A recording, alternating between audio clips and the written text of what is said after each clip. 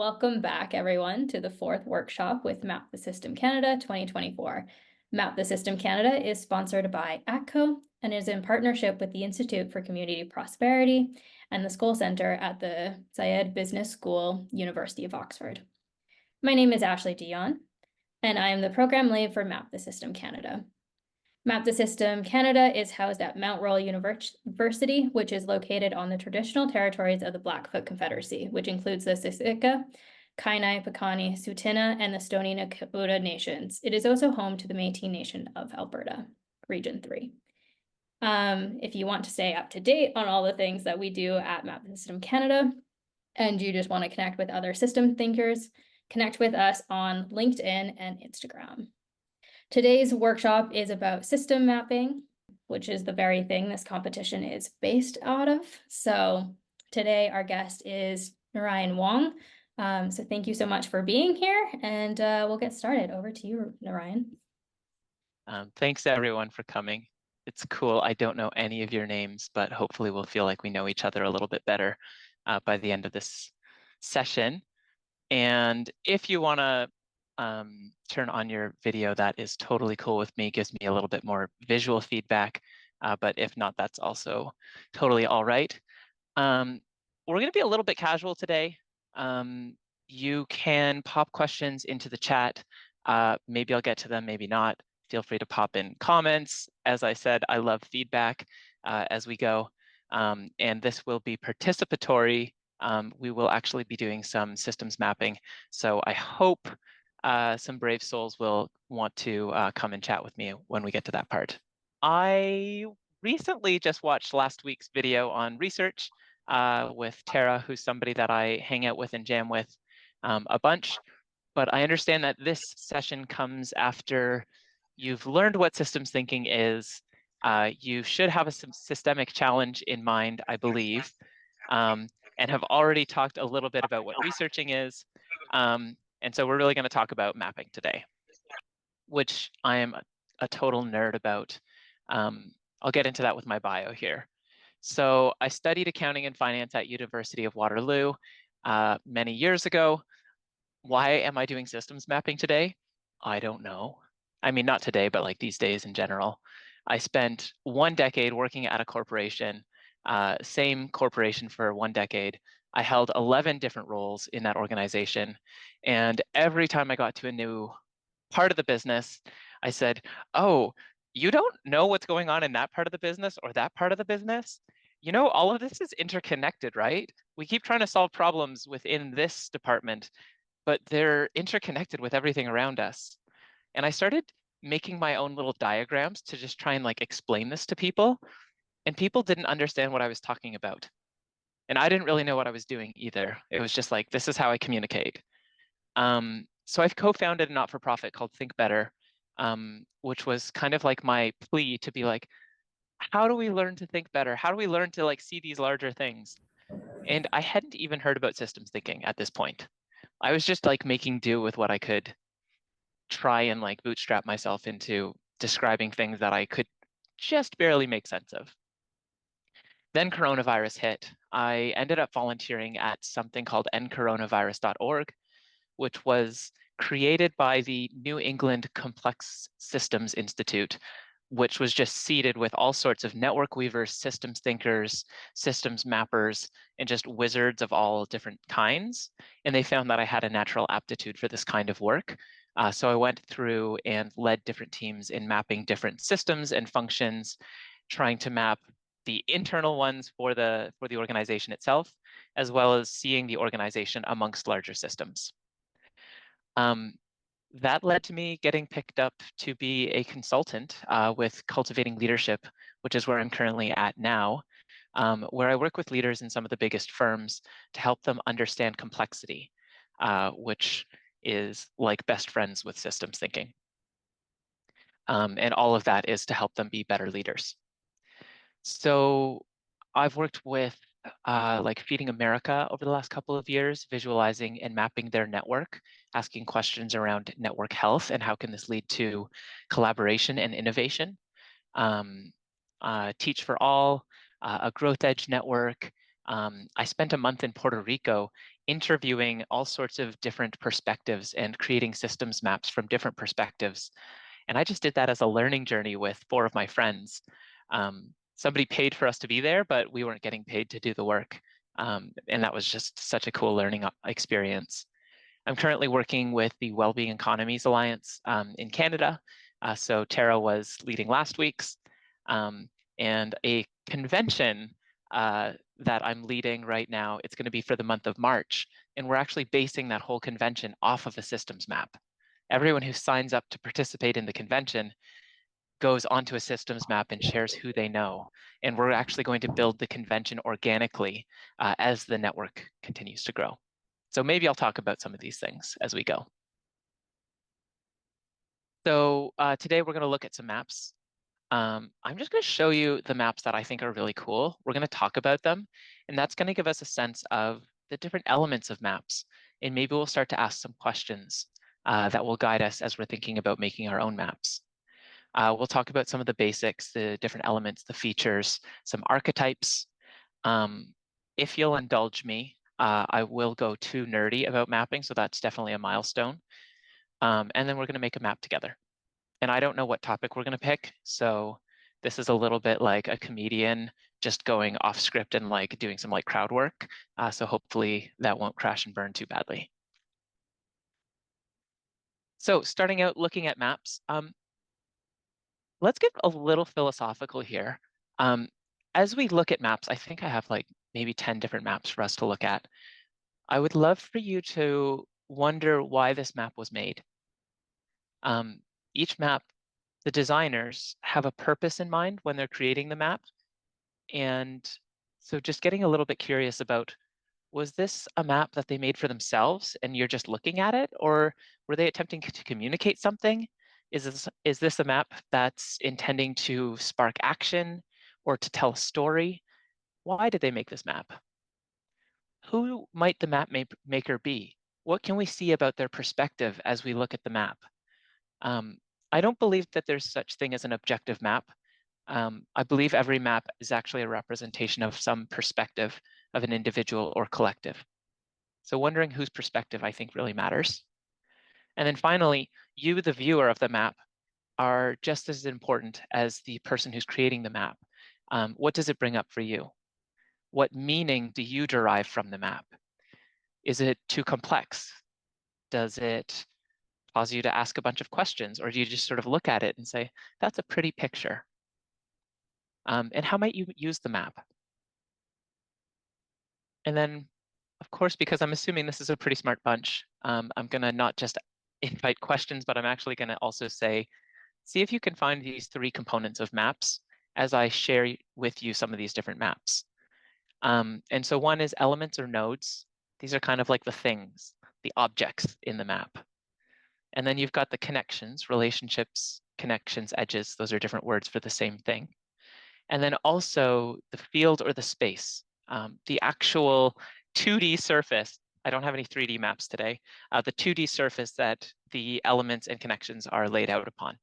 And notice how the 3 of these things interplay to help convey the perspective and communicate with the map. And it would make me really happy if you shout out some of the things that you notice into the chat as we go through some of these maps. So first map, this one here. And I said, is this a map? It is a phone book. Yeah, what do you notice? What do you see? What elements of mapping do you see in here? Contacts, contact management. Okay. So I'm hearing something about the potential use case for this one. Yes, categorization, categories. You've got businesses in the yellow pages. You've got people in the white pages, I guess. Yeah, Charlene, you don't naturally see this as a map. It's borderline. Yeah, it's organized alphabetically. So it's really categorized and organized so somebody can, for the user, I think. I don't think somebody's using this for their own sense making. Definitely users, let's make it easy for them to find something. It's quite specific.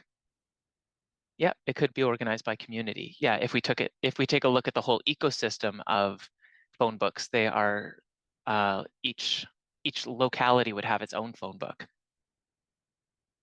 Yeah, a border, a field. This phone book is for this area code. For me, it's 416. Okay, let's take a look at another one. I am into effective altruism, and Scott Alexander is a blogger, and he came out with this map a few years ago. You can kind of see this in some ways as like a phone book. Like maybe you could even click on some of these. These are different organizations and people, but now it's got that space. The phone book didn't have the field area. It was just sort of like a bunch of elements. It didn't have connections and it didn't have space. This one adds space, but there's still no connections. What else do you notice in this map? Yep, nodes are the different landmarks. I'll say I notice it's got the author right up here at the top. So you can tell this is his perspective. And he's locating them geographically close to represent a closeness among some sort of elements, some sort of like variables, these things are close. GiveWell is close to open philanthropy. Well, I know they're both funders in this space. Yeah, density mapping. And then you've got dank EA memes over here. It's like this tiny island. It's just a Facebook group that has memes that kind of like address the rest of this. But the map beneath it is pretty much arbitrary. Maybe you could derive more meaning from this. Maybe there's a lot of hidden layers that I'm not seeing, but I don't know. Let's keep going. Here's another map. This is of a community that I care about, of different groups tackling the meta crisis in a web that I call the liminal web. And this one's actually interactive. So this is from a group called Life Itself. I actually met one of their people this morning. It was lovely.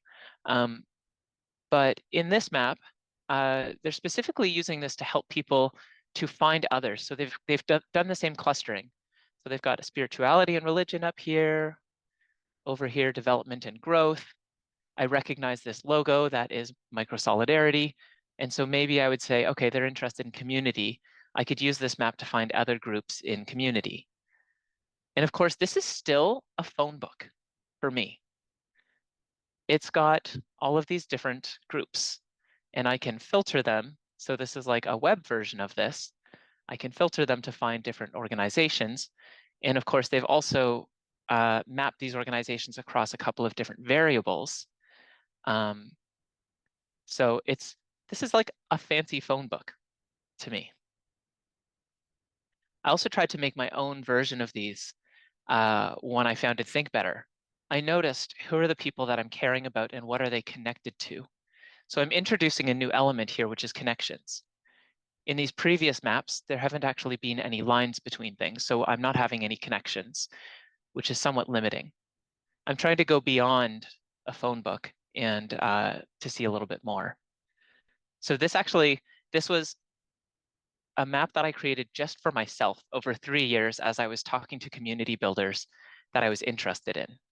And you can kind of see my progression and growth as I zoom out and see my first order connections, which are the ones this organization was directly connected to. And then there's second order. So I can see through my friend Phil, he was connected into the effective altruism space and he had a bunch of other friends that he's connected to. So I can see kind of branches. And there's a hierarchy here, but it's only a hierarchy relative to how close I know things. So it's not something that would be visible to other people. And I can expand again because I've done a lot of mapping and speaking with different communities and keep going out. And so as I expand to the full size of this map, yeah, you can ooh and ah at this. I'm pretty proud of this. I can start to see patterns here. I'm also connecting based on topics. So I've got the categorization in here as well, but I can notice with the categorization and the connections between different things, I'll notice that the geography, because this is floating, the geography isn't some order that I've imposed on this, but it's something that's emerging out of the connections that I've put in here. So things in the center of this map are actually more centrally connected from my perspective than things on the edges of this map. So things like global systems change, apparently that is connected to a lot of things that I care about. And over here, game B. I'm not even going to describe what that is, but that's that's connected. Cooperative ecosystems, those are very connected. But if I look on the periphery, oh, things like T groups, BOEM dialogue, and different dialogue practices, those aren't connected from my perspective to things on the other side of the map, like economics and climate change. Yet I play a particularly unique role because I am one of the people that connects these. And so there is something interesting. This map is like my fingerprint. There's much more professional ways of doing this as well. This way, this organization here, they actually scraped the internet and found influencers in a variety of different spaces and fields. But again, this is kind of like a phone book with connections. So it's elaborating on some more people, some more things here. Yeah, Charlene, other than visualizing, I'm not sure how to use something like that. I have questions about that too. They've added more abilities to filter, but really, I'm still mostly using this as a phone book. We've been able to visualize complexity beyond the capacity to make sense of this. Yeah, you just saw Tim Mary's name pop up.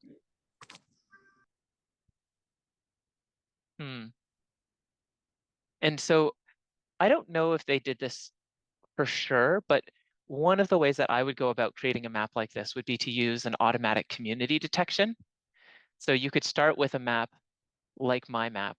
Oh, I could even do it with my map right now and go to metrics and community detection. Of course, I'm using Kumu.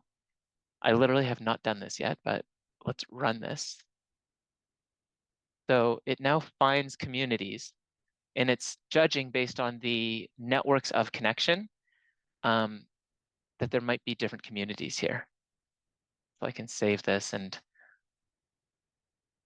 I won't be able to do it right now for you, but I could filter and just sort of like spotlight different communities. And now I can make sense and I can ask different questions about it. But it looks like that's what they've done here, color coding different communities. Yeah, I'm just looking at the chat again. So let's keep going. These are all network maps. I mentioned that I'm running a convention called LimaCon 2024. Get your tickets now. But everyone who joins is invited to join a network map. And so this is another thing, another way of getting at these network maps is to crowdsource it. And there's a lot of power in the crowdsourcing. I'm using a tool called SumApp, which is kind of like a layer on top of Kumu, where I get to ask a survey. So anybody who signs up gets survey questions. They fill out a survey, and that tells you what goes on the elements. And then they also get to click on the connections and say who they know. I mentioned I know Phil, and we're high trust collaborators, blah, blah, blah. Save that. And then that's actually what can create the network map. So that's a whole other like potential in this space.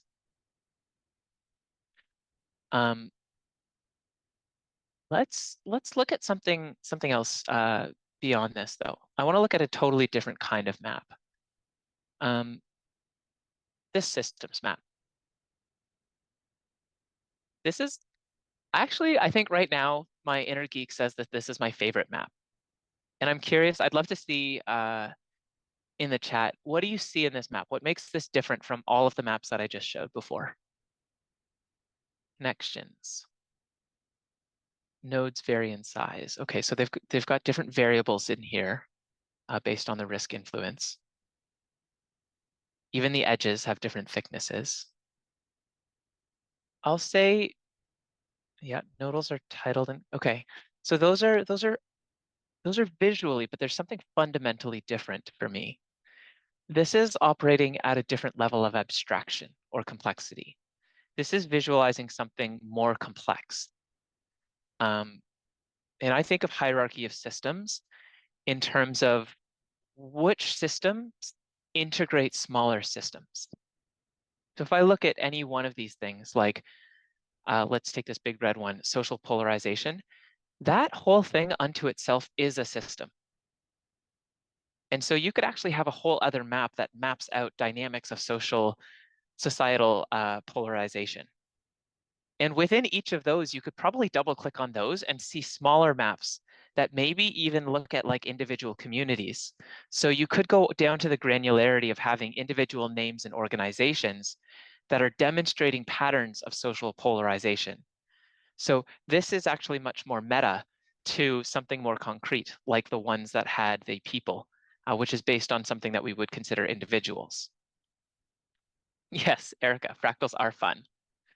Um, I also make maps of individuals. So I work as a coach at something called the Beyond Goals Intensive.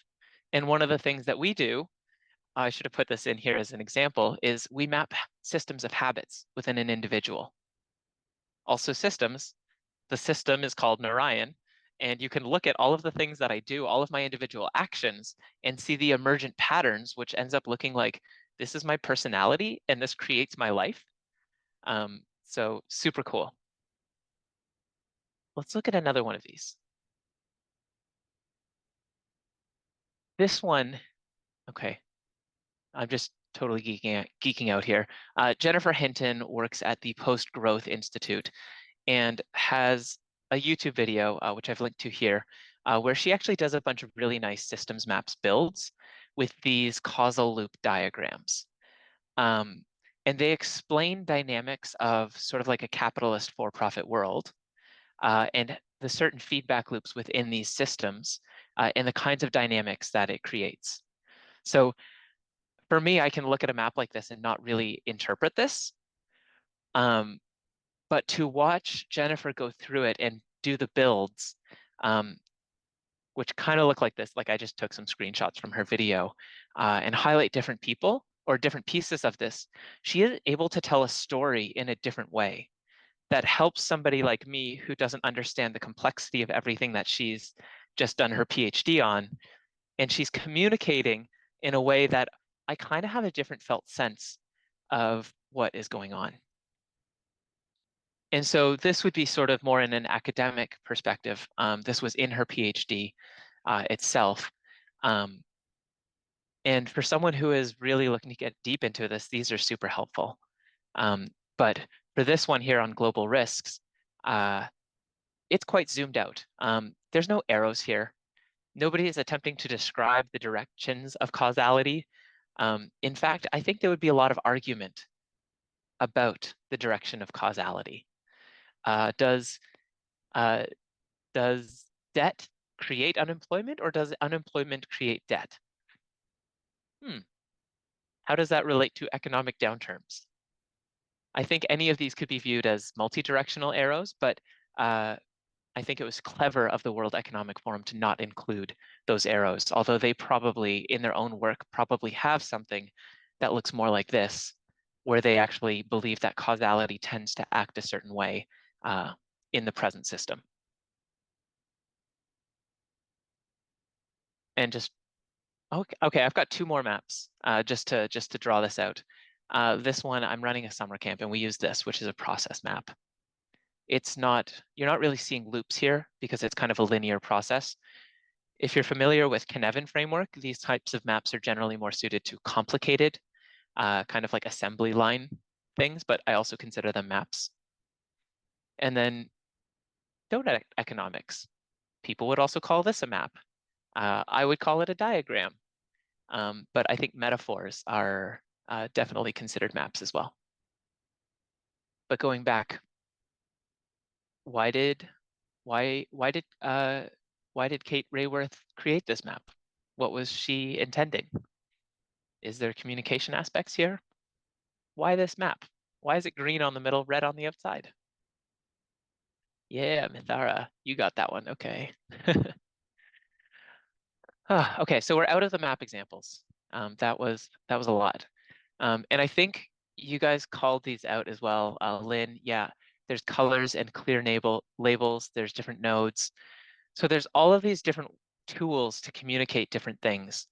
And we can make our maps super complicated and complex, or we can create them as super simple. I'm just going to point at a couple of the archetypes of these maps, and you might recognize some of these from the examples.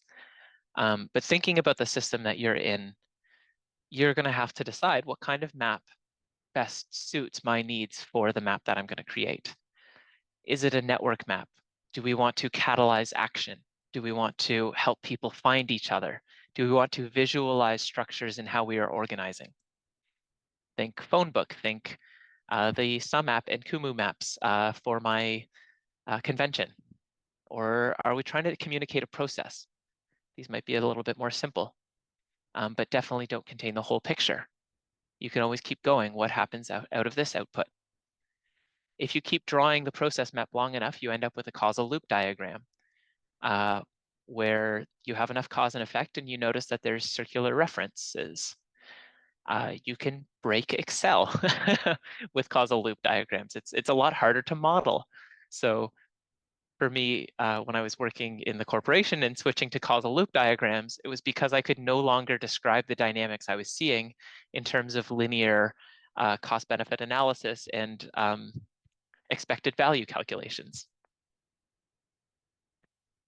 There's also hierarchies, which is one way that we like to think. And I also really consider metaphors as very useful mapping techniques. Sometimes when I'm interviewing people for the maps, I'll actually listen for metaphors because that can give me a sense of what underlying structure somebody is making sense of something.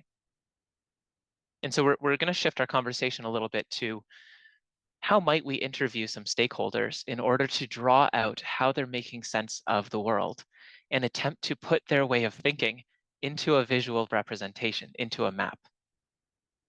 In this process, I think of there to be two aspects of this process. One is that mapping clarifies my or our thinking. It's literally taking something, maybe it's implicit, maybe it's just a bunch of intuitions we have about a system that we live in. We're trying to make those concrete, bringing the subconscious conscious and putting it onto paper so that other people can see. Our thinking is never correct. The map is not the territory. And so it can be vulnerable to put your thinking on paper for everyone to look at and argue with and disagree and say, that's not how it works. But really, we're just making our perspective more clear. And this can be a useful sort of like journaling practice for ourselves as well. That's the sense-making component. And then the other part happens when you're actually like sharing your map and communicating with others. And that's what allows our sense-making to become collective. And that's where I think there's a ton of power in maps. It helps us to get on the same page around collective complex topics. Without maps, we can talk ourselves in circles and never really see the shape of the thing that requires multiple perspectives to see. So I take a really basic way. I forget who, some systems mapper that I connected with on LinkedIn told me, he was like, Naryan, you make systems mapping too complex. It's really, really simple. Just ask these two questions. What matters to my system? And how do they relate to each other? And you can start anywhere. Some people like to start with the results that you care about most. I like to say, what matters the most to you about this system? And then we just start to draw arrows between dots. And that's it. So let's do this process. I would love to have 2 volunteers who want to map some sort of process. And maybe in the chat, you can actually just shout out a bunch of possibilities of systems that we can map, and then we'll vote on them and hopefully find some volunteers who want to represent the interviewees. And you don't even need to know hardly anything about these topics because we're going to do collective sense making. All right, food systems. What else? I'm going to toss out education, or trades and education. Perfect. What other systems? On my desk here, I have cherry shrimps in a big jar. So I put that out as a system we could map. Social finance, wealth distribution. Can I also ask that other people drop some emojis on these to see what people have interest in? Let's just vote that way. Mental health stigma. All right, we've got 2 votes for food systems, 1 vote for wealth distribution, 1 on education, 2 on education. Can I have 2 volunteers who are being willing to be interviewed about food systems, which now has 6 votes? That's the choice. Food systems. Erica Robert Rolston. Thank you. Thank you. So nice to meet you. So we're going to call this food systems demo so I don't get it confused. Oh man, that's the real hard test. Am I a robot? Not today. Okay, we're A in Kumu. robot gets to decide if you're human. Maybe Charlene is the robot. Yeah. Yeah, Kumu describes a different set of maps for me, but let's play with causal loop today. And we'll just see how easy this is. My favorite hotkey in the world is F11, which makes things go full screen. Erica, let's start. What are some things in food systems? And we're just gonna get messy. Anything you can think of. Okay. Farms, Farms are relevant. Okay, what else? market gardens, different levels of growing food. Market gardens. Okay. Consumers, Consumers, people who consume the food. um, transportation infrastructure. Transportation. Oh yeah, we're just getting all the big categories here. Oh You're yeah. making it Oh easy for yeah. me. What I've else do we I've got? been doing this kind of thing a while. Um, uh, the required infrastructure, so things like cold storage. Storage. Okay. Um, I'm gonna toss out a Kitchens, few as well. Oh, what did you say? Kitchens? kitchens. Kitchens. All right. Yeah, you know what? We can crowdsource this from the chat. Charlene's shouting out Mhm. distribution Yeah. with an exclamation mark. No, I'm not including the exclamation mark here. Um, okay. What else do you care about? Let's think about some results and stuff. I'm also thinking about affordability Okay. and accessibility, both. Okay. And so what you'll notice in my mapping is I'm actually just using the words that you're using, Erica. Mhm. When you said affordability, I was like, oh, maybe Erica means the price of food. But no, I'm just going to put affordability because I want to see how you see this. And we'll also bring in my own thinking into this, but I want to see how you see this. Um, let's do a little bit of connections now because I'm seeing these words floating here in the screen. What's connected to what?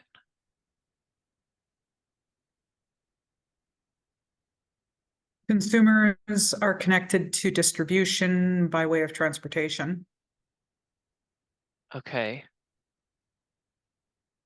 In what way? What, and I'm looking specifically for cause and effect in this way. Hmm.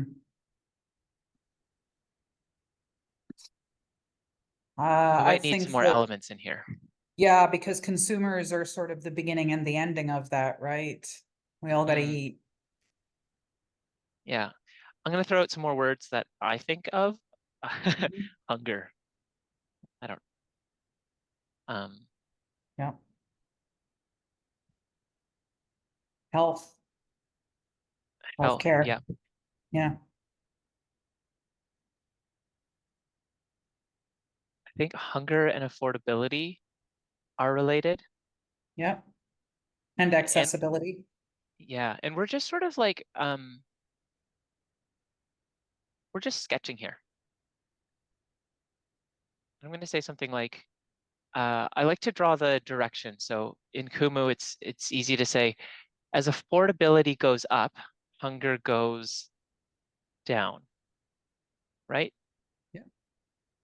So I In can theory. change the connection type at the top, and it'll be a minus because they go in opposite directions, which is like a negative valence. And accessibility goes up, hunger goes down.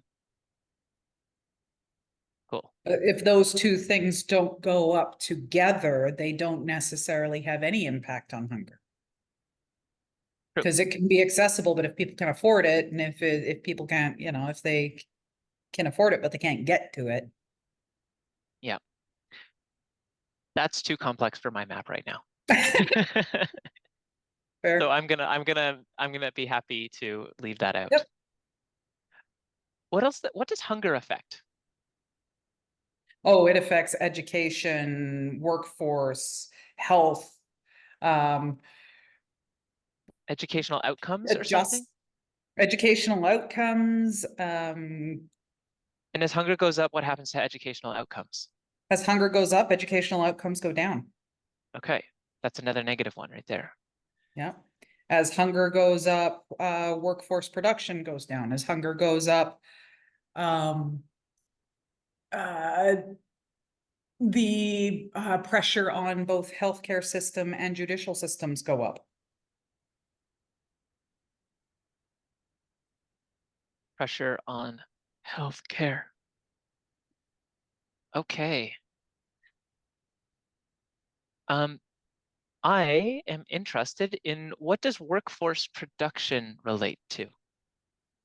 Economic development, or pick your metric, GDP, whatever you want to, you know, whatever you want to call it. Like you can't stay attached to the labor force if you're hungry. Your productivity is not good if you're hungry or sick because you're hungry or in jail because you stole because you're hungry or your kids are hungry, right? Yeah, yeah. So I'm thinking of something like ability to buy food, because I'm trying to relate this back to food. I think that in my mind, that belongs with accessibility, right? Accessibility is not simply about being able to, you know, get your wheelchair in the front door. It's also about being able to actually get to the grocery store in the first place. Yeah, So, there are a lot of food deserts in rural Canada. yeah. What about food production? We say like, is there is this true to say workforce production affects food production? Because I'm trying to close some loops in here. Mm. Yeah, good luck. I guess if the workforce is growing food, then yes. There's something to do with farms in here. Yeah, so if you've got hungry people on your farms, your productivity is going to be lower. Yeah. Although I don't know if that's major. Charlene, what do you think? I'm wondering if it's necessarily true that if there's more farms, there's less hunger, because it No, ties it back is not. to and accessibility. So Yeah. No, I don't think that that's a causation we can lean into. So in the chat, I'd love for people to continue to maybe note things that you're noticing about this process that we're in right now, because we're kind of getting into the messy sense-making part of it, where we might have some different perspectives, and maybe we're starting to get to things of like, well, what are some non-obvious connections? Or is there something else in here that feels important? And so I'm inviting a bit of a shift into our intuitions. Now that we're seeing something, we've surfaced some stuff. Is there anything else intuitively, connections or things that really should be here?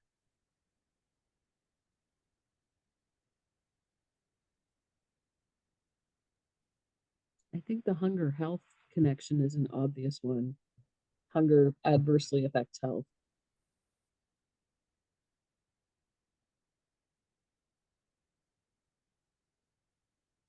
Yeah. And so I might actually take out this line on pressure to healthcare, because I think hunger to health, the pressure on healthcare. That's probably more accurate. more hunger, worse health, more health, or I don't know, something, something. And we're going into like what really matters here? What matters to our systems? I'm seeing stuff in here. Government intervention. Okay, let's add in government intervention, which is going to affect accessibility and affordability, maybe. Weather and seasons, climate change. Oh, wow. Okay, inviting in more perspectives. Weather, climate change. I'm still so happy that kitchens is on here, but let's go. Climate change affects weather. Weather affects, I'm just gonna say farms as like food production, like farms affecting food production. Food production, which affects price of food. But I'm gonna call that affordability.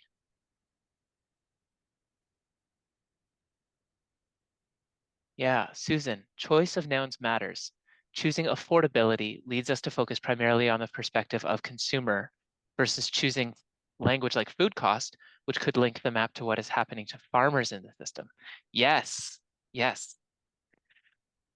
This map is representing a particular perspective.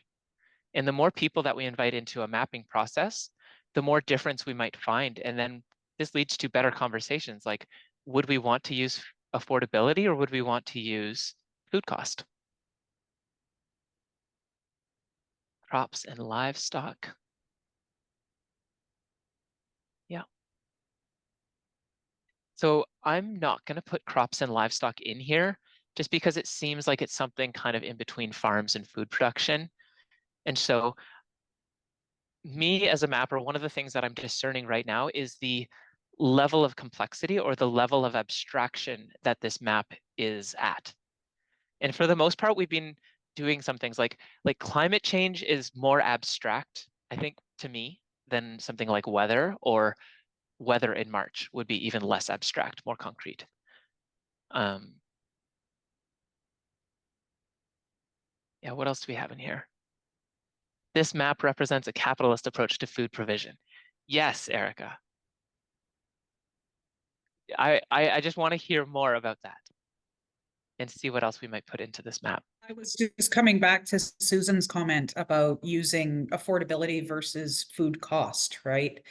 Or just food access, right?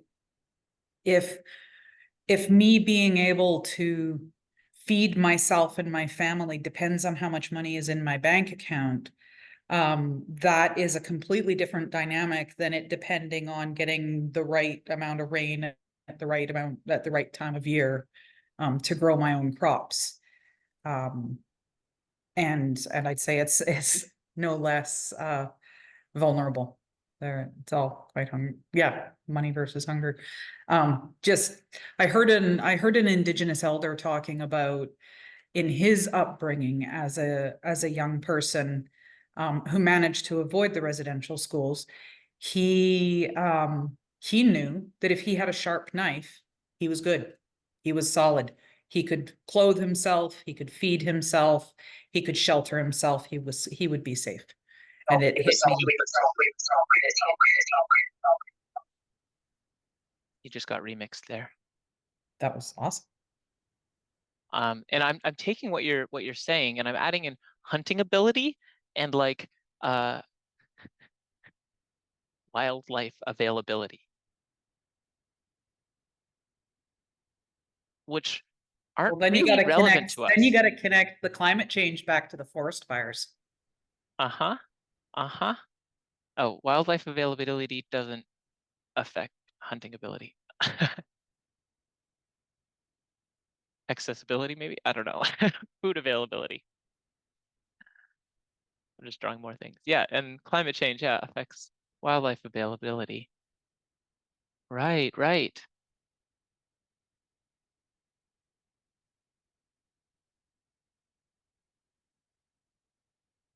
Could trade be a part of this map? Yeah, we import food, absolutely. So we could take this map in the direction of trade. Imported food. Because now the map can continue to get even bigger. We're talking about global food prices. And when you're talking about long supply chains, like global supply chains, the price of fuel is like a major influencer on that. Yeah. International conflicts, whether or not a big tanker sticks sideways in a canal, all of these things. Yeah. Immigration, migration. Do we have the workers to be on the farms? Yeah. So now we have some discernment because I have a sense everything in this world is connected to everything else through something or like we can start with hunger or we can start with food productions and gardens, but we could map everything in the world. So there's a question of how do we define a boundary about what we want to see? Well, what's the story we think we want to tell? In this mapping that we're doing right now, I'm holding the perspective that what we're up to is we're trying to understand dynamics. So we're kind of just exploring and we're opening up a conversation with a bunch of diverse viewpoints that are speaking about what's relevant. And because things are complex, it makes sense to say immigration is related to hunger. And I'm sort of putting hunger at the center of this map. That's kind of natural for me. But we might ask people, what do you think are the best like solutions? Like what are some things that might alleviate hunger? Where would we find leverage points in here? And I'm hearing hunting ability, fishing ability. Yep, absolutely. Big one on that. I like gardens. And so maybe what we actually would want to do is to look at a smaller system. Maybe our system's too big for the story we want to tell, but we want to talk about some solutions here. Maybe I want to go down to one of the community gardens in my area and actually sit there and talk to people in that garden and say, where does the food go? Where do you get the seeds from? Where do you get the plants from? And now we're zooming in on a different system. Well, it's the same system, but it's just a smaller thing.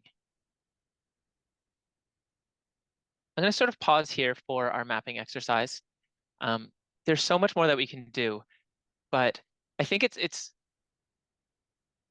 I'm hoping that this has been helpful for surfacing pretty quickly that it's easy to start the mapping. It's easy to invite people's perspectives in, to include things and just make sense of what is connected to what. I would love to actually just save the last 7 minutes or so for questions about this whole presentation, if there's any aha moments you had.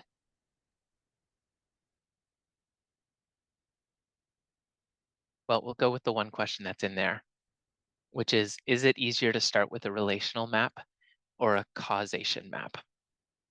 I'm thinking of that as like a network map or a causal loop diagram. Yep. What's behind that question? What system are you hoping to map? Well, just as we were putting that example together, and deciding which directions the arrows go, sometimes they go both directions. And I'm just wondering if it becomes too narrowing in our thinking to begin with arrows. Should we is it easier to begin with just the edges, the relationships, and then sort of move into where and when there's actual causation that you can point to?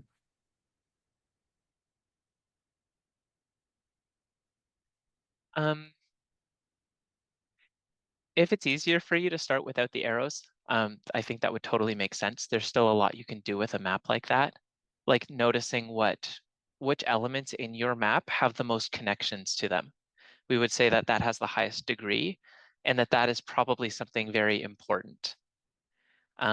Once you add the arrows, you can start to notice loops, feedback loops in the system. which will then help with leverage points, which different perspectives and different people will identify different leverage points in that map. Okay, wow. Okay, we have 4 more questions here. I'm going to read them out loud. Would you say that research would lead good systems maps, or do systems maps push to better research? Making process maps, do people still use standard flow chart syntax? Charlene, often people do, but a lot of people don't understand it. So I think it's like limiting the audience. Should we try lots of different map types, like the different types on Kumu? Maybe. I mainly use causal loop and systems maps and network maps, like stakeholder maps, but there are some cool ones in there. Difficulty identifying a good boundary for the map. Yeah.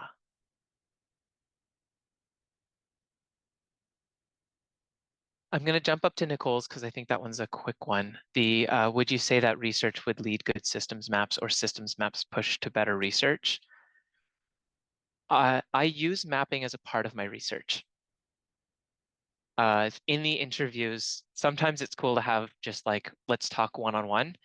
But if I'm like having coffee with someone that I want to understand their perspective, for me, because I think in maps, I'll often pull out a sheet of paper and be like, and just start doodling while talking to them.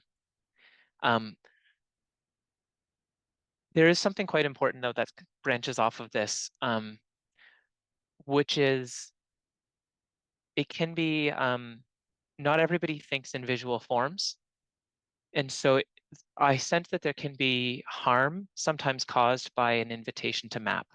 There's been times when I've had meetings to map somebody, and it's actually gotten to the point where they didn't want to map with me because they were from a marginalized group and they were wary of what I might do with the maps, or how their perspective may be revealed or used. So there was definitely some vulnerability there. And I think that while just talking to someone can have like just text alone, like writing something down, to me has limitations from a systems mapping perspective. I think I can do so much more with a diagram. That in itself also has limitations.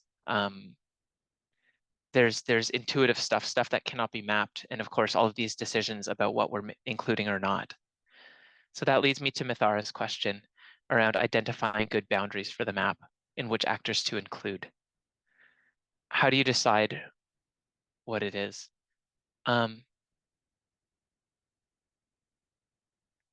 It's an art. It's an art, and you are welcome to make more than one map. Some of the most effective times that I've used mapping have been when we have created multiple maps as an iterative process, and you can actually see how our thinking is evolving over time. Because sometimes somebody will say, "Oh, that's too far removed," and you think, "Oh, I think that's actually super important and central." You get to choose, yay or nay. In this map, sure, let's keep it. In the next one, maybe we'll leave it off, and we'll just see how we feel looking at these different maps, which include different things. So I think I'll wrap things up there. Thank you all for all the good conversation in the chat, and especially to Erica for helping me out with the demo. Yeah, and thank you so much, Naryan. That was very helpful, I think, for everyone to kind of get their head wrapped around how to do this mapping process. So thank you so much. We'll hope to see everyone at our next workshop where we're looking at root causes to your issue. So it's very exciting. If you've not followed us yet on social media, I'm going to plug it one more time and put it into the chat for people to find us. So we will see you next time. If there are any quick questions on Map the System, I'm happy to stay on for a couple minutes if anybody has questions, but otherwise everyone's free to go.